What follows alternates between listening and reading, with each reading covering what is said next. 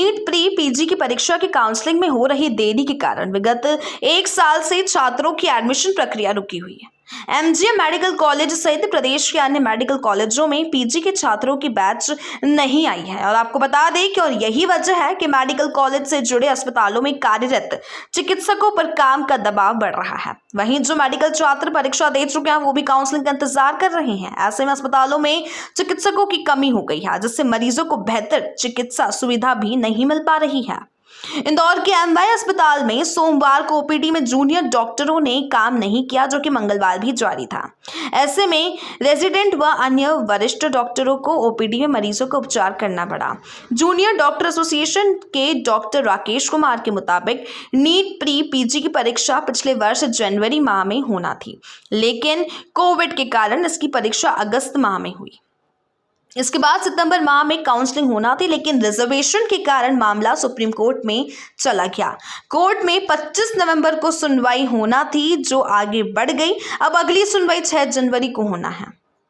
OPD काम बंद के दूसरे दिन एमवाई अधीक्षक से परेशानियों और डॉक्टर्स की कमी को लेकर बात की गई, तो फिलहाल डॉक्टर्स की पूरी तरह मौजूदगी होना बताया और जरूरत पड़ने पर और इंतजार करने की बात डॉक्टर ठाकुर ने कही।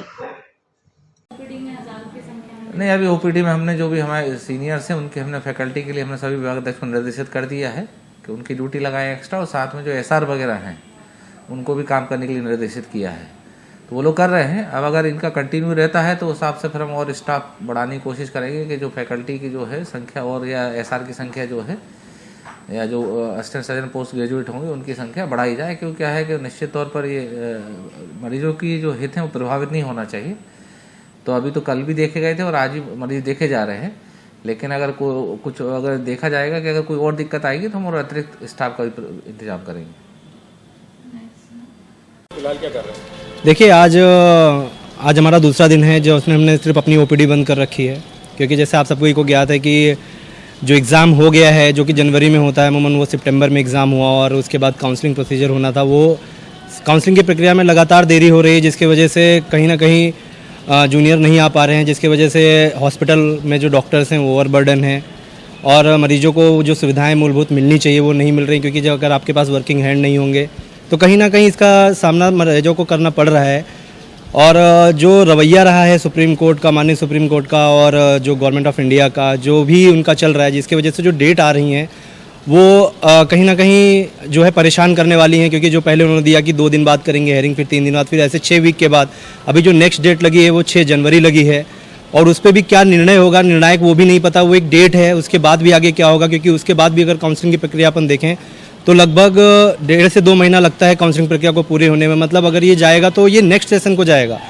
और जैसा आपको पता है कि नया वेरिएंट कोविड का आ चुका है ओमिक्रॉन, जो इसके वजह से लगातार पेंडेमिक के खतरे बने हुए हैं और हमारे पास वर्किंग हैंड नहीं है। लगातार हम आधी 2/3 स्ट्रेंथ के साथ काम करे जा रहे हैं। लगभग ये मार्च से अप्रैल से लेके हमने 2 कोविड पेंडेमिक झेले और अभी तक हमारा जो स्टडी है वो भी कम हुआ। इस चक्कर में कहीं ना कहीं हम भी हताश हैं और उदास हैं, बट हम नहीं चाहते हैं कि हमको ऐसा कोई रास्ता अपनाना पड़े जिससे मरीजों को परेशानी हो।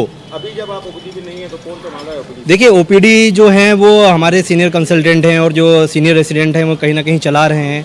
अभी हमने सिर्फ और सिर्फ ओपीडी बंद की है, बट जिस तरीके का रवैया सरकार का है और जिस तरीके की डेटें आगे बढ़ रही हैं उस तरीके से हमको कठोर कदम उठाने पड़ सकते हैं, जिसमें हम अपनी जो रूटीन सर्विसेज हैं, जैसे कि हम वार्ड में जो काम कर रहे हैं या जो रूटीन नोटिस चल रही हैं वहाँ से सपोर्ट मतलब अपने रेसिडेंट को बाहर निकालना पड़ेगा हमें।